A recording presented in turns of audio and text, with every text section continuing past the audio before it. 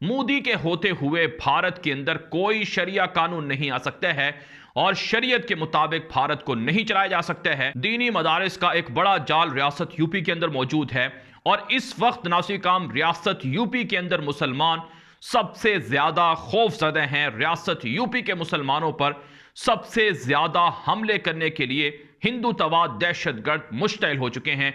रियासत यूपी के अंदर इस वक्त इलेक्शन कैंपेन चल रही है, इलेक्शन शुरू हो चुके हैं। कहा जा रहा है ये 2024 का ये सेमीफाइनल हो रहा है, क्योंकि आपको पता है 2024 में भारत के अंदर नेशनल इलेक्शंस होने वाले हैं। इतना खतरनाक शख्स है ये रियासत यूपी का वजीर आला आदित्यनाथ है और इसने पिछले 4 सालों के अंदर रियासत यूपी में मुसलमानों को बेदर्दी से कुचला है। कि अगर ये कंट्रोवर्शियल डिबेट्स चलती हैं, मजहब की बेस के ऊपर बहस होती है, तो ये, लेकिन on the other hand economic growth भी है। देखिए, अगर ये एक तरफ वो ये कर रहे हैं तो इकोनॉमिक ग्रोथ भी है। जय हिंद, स्वागत है आप सबका दी तथ्य न्यूज़ में। साथियों, जिस तरीके से जो योगी जी का दोबारा से शपथ लेने की तारीख नज़दीक आती जा रही है, उसी तेज़ी से हम देखें तो अभी जहाँ पे चुनाव भी पूरा ख़त्म नहीं हुआ, वहाँ पर हिंदुस्तान का तो छोड़ दीजिए, पाकिस्तान तक में इन पाकिस्तानियों को भी किस तरीके से जो है वो तबीयत खराब होनी चालू हो गई अभी से ही कि वापस अगर इतने मुख्यमंत्री हैं भारत में, इतने दर्जनों मुख्यमंत्री हैं, उसमें से बीजेपी के कितने मुख्यमंत्री हैं, किसी के लिए भी आपने ऐसा खौफ नहीं देखा होगा जैसा हमें योगी जी के लिए देखने को मिल रहा है। मतलब अभी तो आप देखिए, आज दूसरा फेज़ ख़त्म हुआ है, अभी तो 5 फेज़ और होने हैं, अभी चुनाव तो चल रहा है यहाँ पे। तो आप जो है तो यहाँ तो अपोजिशन चल ही रहा है। इतने, एक तो पहली बात तो जितना बड़ा सपा गठबंधन है, शायद ही उत्तर प्रदेश ने पहले कभी उतना बड़ा गठबंधन देखा हो प्री पोल अलायंस में। लेकिन जैसे जैसे ये बढ़ता जाएगा, अभी से इतना खौफ है, अभी तो 5 चरणों की वोटिंग हुई भी नहीं है, तब इतना खौफ हमको साफ तौर पर देखने को मिल रहा है। तो 10 मार्च आते आते तो शायद जो है इन पाकिस्तानियों को दस्त लग जाएंगे।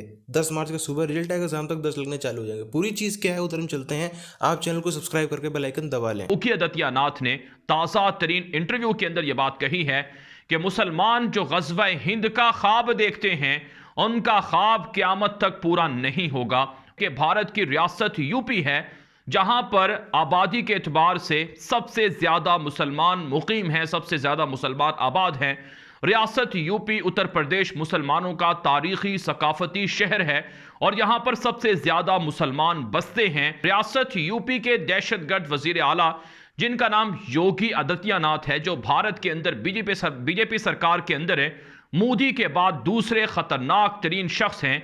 और अगर मोदी मर जाए या मोदी को इक़्तिदार से अलग कर दिया जाए तो ऐन मुमकिन है इसको भारत का वजीर आज़म बना दिया जाए। इसको जो होम मिनिस्टर अमित शाह हैं वो पूरे आबोताब के साथ वहां पे बैठे हुए हैं, और आपको पता है कि योगी आदित्यनाथ जो हैं वो खुद भी बड़े फायर ब्रांड स्पीकर है। उन्होंने रिसेंटली कहा था कि जनाब ये 80% वर्सेस 20% की बात है, जिसको बहुत सारे लोगों ने एक कंट्रोवर्शियल रिमार्क भी समझा कि जनाब ये शायद हिंदू मुस्लिम डिवाइड की बात कर रहे हैं। और इस वक्त रियासत यूपी के अंदर शाही ईदगाह मस्जिद है और दीगर तारीखी मसाजिद हैं, उनको शहीद करने के लिए भी ये शख्स कैंपेन चला रहा है। और इस शख्स ने अपने बयानात के अंदर मुसलमानों के दिल छलनी किए हैं और मुसलमानों के खिलाफ खौफनाक मंसूबों का भी ऐलान किए हैं। एक्सटर्नली जो है वो भारत का एक ग्लोबल क्लाउड बढ़ रहा है। साथियों, जैसा कि आप सबने देखा कि किस तरीके से जैसे पाकिस्तान में चुनाव होते हैं, तब भी शायद पाकिस्तानियों को इतनी चिंता अपने लोकल चुनाव की ना हो, और ये तो जबकि एक स्टेट का चुनाव है। आप देखो कि जो नेशनल चुनाव होता है तभी भी इनको अपने देश में इतनी चिंता नहीं रहती जितनी इनको हिंदुस्तान में क्या हो रहा है, हिंदुस्तान के एक स्टेट। लेकिन बात बहुत बड़ी है, क्योंकि ये कोई नॉर्मल स्टेट तो है नहीं। उत्तर प्रदेश जैसा राज्य जहाँ कि जितनी वोट आपको तकरीबन यहाँ जीतने के लिए चाहिए, उतने ही वोट आपको पाकिस्तान जीतने के लिए चाहिए। कितने ही देश ऐसे हैं, अगर आप देख लो डेमोक्रेसी वाले के लगे तो सारे ही देश ऐसे हैं जहाँ पे जितने वोट में यहाँ पे यूपी में मुख्यमंत्री डिसाइड होता है, उतने में वहाँ पर प्रेसिडेंट या प्राइम मिनिस्टर डिसाइड हो जाता है। अमेरिका तक का ये सब तो खैर बातें जानते ही हैं कि वहाँ भी इतने ही तक लगभग वोट चाहिए होते हैं यूएस प्रेसिडेंट बनने के लिए। तो कितना ये बड़ा चुनाव है, कितना ज़्यादा डाइवर्स प्रदेश है, इतनी भाषाएं, इतना अलग अलग चीज़ें हैं, उसके बाद भी ऐसा ऐसा है। मेन चीज़ जो अगर आप देखो तो अभी जैसा दूसरा फेज़ आज ख़त्म हुआ, अभी 5 फेज़ और बचे हैं। एक कहीं ना कहीं जितना भी भले ही जो भी दिख जाए कि नहीं कांटे का मुकाबला है, ये है दिखता है, वो तो हर चुनाव में भी देखने को मिलता है। लेकिन अगर आप देखो कुछ जो ग्राउंड नेता हैं जो ज़मीन से उठे हैं, अगर उनको हम देखें, जैसे कि मुलायम सिंह, जैसे कि मायावती जी, ये सब आप देखो, भले ही इनसे पॉलिटिकली कुछ वास्ता रखते हों या ना रखते हों, पॉलिटिकली इनके शायद विरोधी हों, लेकिन ये बात तो है कि ये लोग जो हैं वो अपने दम पे नेता बने। और जो अपने दम पे जो ज़मीन से उठ के आता है उसको दिखता भी है कि ज़मीन पे क्या हो रहा है। जैसे आजकल हर जगह हम लोग कहीं भी मीडिया में देखें, कहीं भी देखें, तो ये देखने को मिलता है कि जो बीएसपी है कहीं ना कहीं वो ऊपर ऊपर से कमज़ोर नज़र आ रही है, या मायावती जी की कहीं ना कहीं एब्सेंस नज़र आ रही है। तो वो दिख रहा है कि अभी वो जो है, अभी माहौल किस तरफ जा रहा है, तो अभी एनर्जी वेस्ट करने से कोई फ़ायदा नहीं।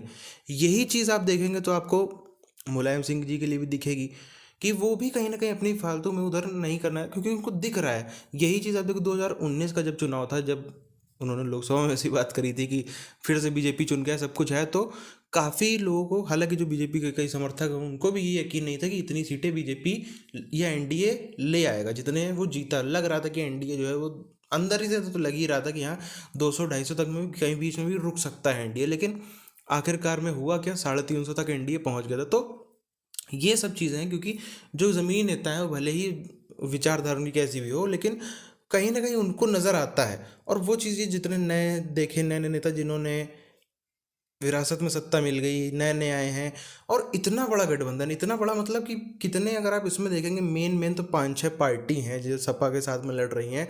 और जो नए नए ये गुट आ गए हैं, जैसे अभी ये इसे बीजेपी स्वामी प्रसाद मौर्य का गुट हो, फला फला, इतने इतने गुट आ गए जो एसपी के ही सिंबल पे, साइकिल सिंबल पे चुनाव लड़ रहे हैं। तो क्या होगा अगर हम मान भी ले 2 मिनट को, अगर ये जीत जाते हैं तो क्या होगा? ये सब आपस में इतना ही कितनी कब तक ये सरकार? और अगर आप देखें तो हिंदुस्तान में कभी भी इतने बड़े अलायंस की कौन सी सरकार चली हो?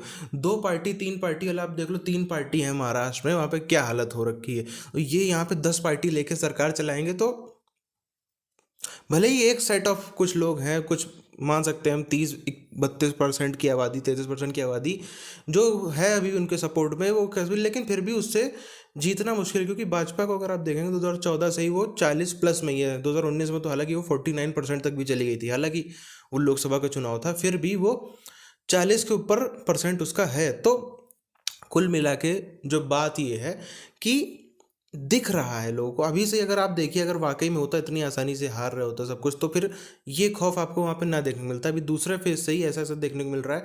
खास तौर पर अभी तो जो अभी तक 2 फेज थे, ये तो मानने ना मानने पे, लेकिन ये बात है कि वो बीजेपी के लिए वीक थे बिकॉज ऑफ डेमोग्राफी से अगर हम देखें तो ही हम समझ सकते हैं कि अगर जो बीजेपी का टारगेट वोटर बेस है उसमें थोड़ा सा भी छिटकाव होता है तो कितना ज़्यादा बीजेपी को नुकसान होने को उसमें दिख सकता है पहले 2 फेज में। लेकिन इसके बाद जैसे जैसे फेज जा रहे हैं, खासतौर पर तीसरा, चौथा, पाँचवा, वहाँ पर तो डेमोग्राफी बहुत ज़्यादा फेवर में है बीजेपी के। तो वो भी चीज़ जो है वो कहीं ना कहीं उसको, बीजेपी को काफ़ी मदद करेगी। और इस बेल्ट में आप देखो तो जितना भी डिफेक्शन हो, जैसे 19 में भी जो सीटें आ रही हैं वो मिडिल यूपी से, इधर तीसरे, चौथे, पाँचवें फेज में वो चीज़ें नहीं थी। 1-2 जिला छोड़ दे मैनपुरी जैसा, तो बाकी में बहुत अच्छी स्थिति में है। अब बात करें तो जो खौफ, जो एक डर हम अगर देखें पाकिस्तानियों के मन में, तो वो मोदी जी के लिए भी अगर इतना है तो योगी जी के लिए उतना ज़्यादा दिखने को मिलता है। लेकिन कुछ यहाँ पे ही ऐसे वोटर हैं जो चीज़ को नहीं समझ पाते।